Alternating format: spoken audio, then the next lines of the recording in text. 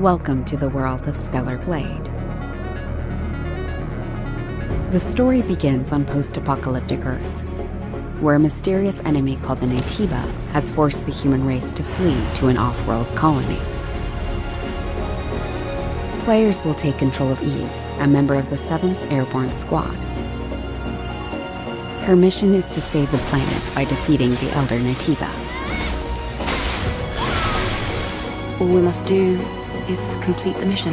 While most of the 7th Airborne Squad is lost during their descent from the colony, Eve soon meets 2 new companions. Adam, born on Earth, is in pursuit of an energy source called hypercell. Make sure to stay cautious.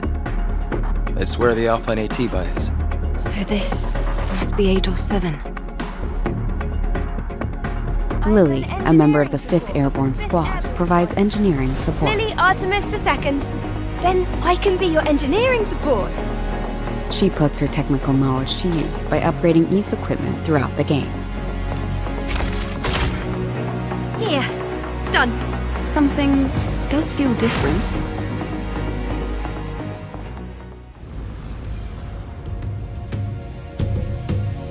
This is Zion, a city built underneath the Wasteland by the last human survivors on Earth. A whole city underneath the Wasteland. Eve is called Angel by the survivors and is an object of both awe and fear. I'm not selling anything to you. They'll seem a bit wary at first, but will gradually loosen up as Eve shows a commitment to rebuilding the city. Hello, Angel. How are you? I see we have guests. I can't believe the angel is here. The survivors will sometimes ask Eve for help. Please save my younger sister! Wait right here. Their requests will often lead her to the Wasteland and the Great Desert.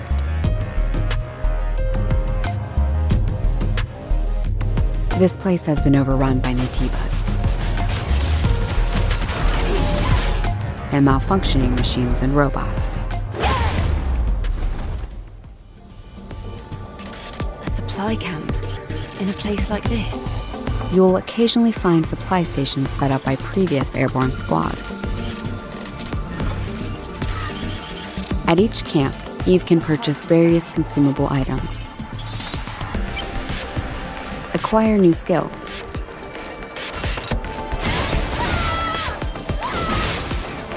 upgrade equipment, and more. She can also take a well-deserved break to restore her health.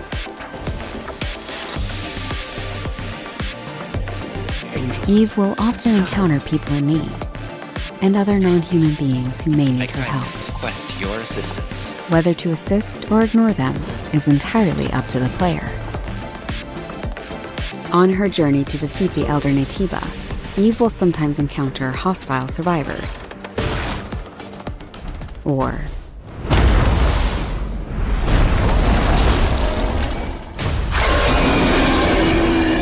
something worse. Eve, what are you going to do after you defeat the Alpha Naytiba? All airborne squad members exist for one sole purpose. You mean the extinction of all Naytibas, right? To think that the point of your existence is to snuff out another species. It is not an easy fight. It's fine. I can do this alone. It won't be easy. Angel, that's the unofficial name for members of the Eve Airborne Squad. I can feel the hatred, but I cannot feel the source. I will find it, and I will make it pay. Open it. It's windy. No more lights to blind my eye. Choose what you lose. To collapse. And now take a piece of the world. The drone is different.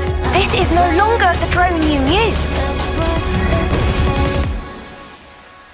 So close to the goal, headed to light that I will hold.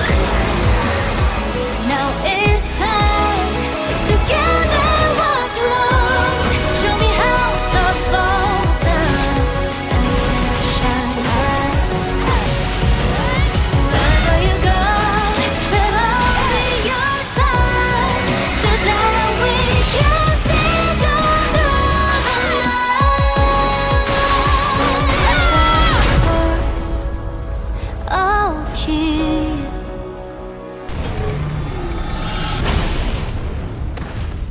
Hello, welcome to PlayStation Act Stellar Blade, which have. is out on PS5 on the 26th of April. I'm intrigued by this game. I've seen the trailers for it. It looks like a really cool action game. You know, it's giving me sort of like Devil May Cry, Bayonetta vibes. Are those fair comparisons to be making? Like, from your experience with the game, what is the combat like? That's like my biggest question. In all honesty, it's not what I thought it was going to be. It's a lot more Souls-like than I thought it was going to be. So again, from the trailers, I thought it was going to be very similar to Bayonetta with the... I mean, it's still got the very fast-paced action, but it's a lot more... Well, Bayonetta's also strategic, but there's a lot more Souls-like elements you've got to consider. Okay. So, for example, there's... Enemies have different forms of attacks. You have ones, you know, like the blue ring comes up and you can't block those blue rings. Those ones you can have to do a perfect dodge in order to attack them. Right. Yellow ones, which you can't block but you can dodge. You know, loads of elements like that you need to consider. You've got Eve, who's the character you're controlling, can block, and also you can get perfect parries. So if you're blocking, obviously that defends you a bit more. Yeah. But if you do perfect parries, which is when you block at the perfect moment and you get a cool shling, you have a stagger bar or a balance meter that reduces on the enemy, and when that's reduced so much, you can go in and do a retribution move, which is a really cool like cinematic move. The enemy's like, oh no, I'm on the floor now. You just go in there, stab a sword, and you just slice them up in half pretty much. So we're talking like really challenging combat here. When you mentioned something being Souls-like, I immediately think, okay, challenging. Like, how easy have you found it to get to grips with the combat system? It does slap you around a bit at first. There's oh, good.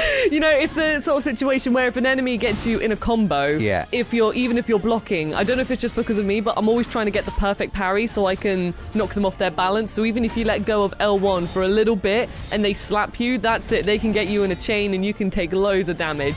So it really is a game that sometimes it's beneficial to be patient, although sometimes if you're trying to be too cautious and too like, I've got to get that timing right, and you're not exactly fully practiced in it yet, then you're going to get slapped around a lot. But I mean, I picked up on it pretty quickly once I got slapped about a bit. So if I can do it, anyone can do it. Well, I don't think that's necessarily true, Rosie. Like, if you can do it, I probably can't. Well, there's things that you can do as well. There's a skill tree that you can purchase abilities, which will purchase with experience points you get from attacking enemies, such as perfect dodge, where again, if you dodge at the right time, you get a cool red slow-mo, like whoo. There's also areas that they're like supply camps, and when you sit there, if you go to a supply camp specifically rather than a Legion camp, there are little stations that you can use, and they allow you to upgrade your attack power, for example. So there are loads of different elements to help. There are shops that you can use to buy items, again, to help you out, because you've only got a certain amount of health you can use before you sit down and rest. And again, in the Souls-like fashion, when you sit down and rest, all the enemies get respawned. Right, okay. So from what I played, we had 3 health potions, but you can also purchase other items, equip them in the fight, and then that will also help you. So it does give you plenty of stuff to aid you in battle, but still, there's also enemies hiding around corners. The amount of times I've been running around exploring this beautiful world, and there's an enemy that's just as close up to the wall around the corner as possible, coming at me just with its big old long arms. Oh, it can get you by surprise. So structurally, it sounds quite similar to Dark Souls in terms of, you mentioned there, respawning enemies hiding around corners to catch you out, and a high, you know, a challenging combat. But at the same time, from what I've seen of it, it does look quite flashy as well and flamboyant, and, you know, a little bit of that Devil May Cry / Bayonetta cinematic gameplay combat to it. So how does the combat feel just from in moment to moment to play? You mentioned being patient about it, but, you know, how flashy and flamboyant can you be with it? Yeah, I mean, you get beta skills, which are your flashy moves. So when you attack an enemy or do a parry, that builds up a bar, and then it's like, you can use one of your beta skills now, and those are the skills where you attack, and then there's little particles that flash up, and you can stab them and go like, Rah! Really aggressively, do a cool swoosh attack. There's one as well which does damage to shields, which is really cool. So those are the more cinematic attacks. Yeah. There's a lot of flashy combat from both Eve as well as the enemies, but it's the moves such as the Retribution. Yeah. There's also quick time events and button mashing moments as well in some instances. So I remember just fighting the boss challenge, and then suddenly it was like, keep on pressing square, and I thought, oh god, as you see its chain face going into your sword. Right. So there's a lot of cinematic moments like that. What are the bosses like? They are, like, I really like the designs of the enemies. I think they're really creepy, really eerie, but again, like you would expect from a challenging combat style game, they do like to slap you around a bit. I feel like I'm saying slap you around an awful lot in this. You are, Rosie, yes. But that's what they do. The first boss I came across had these two massive, like, bulging balls on its arms, which, it, like, swung around and do big hitters. So again, that enemy was slow in its movements, but when you learn how the timing of it, you can get some really good perfect parries. But again, if not, then you're getting stuck in that chain as it swings its arms. The next one I fought had electrical abilities, so that introduced me more to, oh, you might want to step back a bit here because it's going to do more ranged attacks, more projectiles, more things falling from the sky. And then the boss challenge, the one with the massive chainsaw face, was a lot more aggressive, a lot more speedy. So the bosses, like I said, like all challenging combat games, loads of different varieties, loads of ways for you to try out your skills and give you different experiences each time. Would you say the combat is like the main meat of the gameplay, or how much does traversal and exploration play a part in the game, or is it all about that combat? Well, the combat, as you're exploring the world, you keep on coming across enemies who say, haha, give me a fight. But the exploration is also a big part of it. You find loads of little items and bits of the story from these corpses lying around. There are some corpses that if you find it, sort of builds up a meter, and if you find, I think it's 3 of them, you can upgrade your HP, for example. Okay. And also there are some instances where there's a gate or something that's got a passcode on it, so you need to run around, look for that code. You have it in your pause menu, but I like to try and memorize it. So memorize it, run to the gate, and then you input the code, and then you can carry on. So it's very beneficial to explore. There's also a scan mechanic, so when you scan, you can see platforms that you can climb up, because some of them can be quite well hidden. So, I mean, when I played the preview, I gave it a second run, and when I did, I saw some secrets that I completely missed underwater. I did like a little dive, and there was a box there. I thought, oh gosh, I missed this.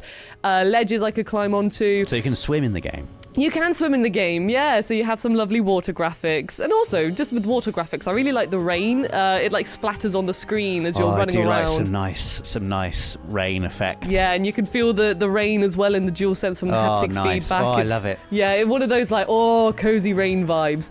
And I was watching you play, visually it does look really beautiful. Like, environments, like you said, like the rain, just, it looks, it's great. The world is really stunning, and one thing I really like about it is the set pieces when you're running around. As you're running around, there are buildings which are collapsing. The very beginning of what I played had this massive war that was going on, and it reminded me a lot of the introduction to Mass Effect 3.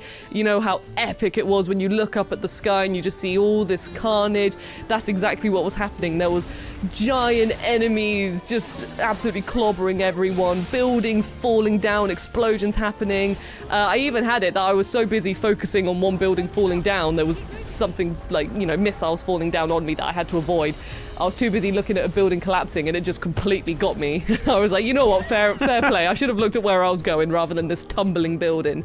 So it's a very beautiful rundown world, which is a weird thing to say, but like that. Yeah, I get it. I am intrigued, and I've had this one down as something I definitely want to try out. I love those kind of Devil May Cry Bayonetta action games, and I know you've mentioned that it's got more of a deliberate, slower pace than those, potentially more akin to like the Souls games, but even so, it sounds really intriguing. And you can also try it out for yourself, because there is a playable demo available on PS5 on the 29th of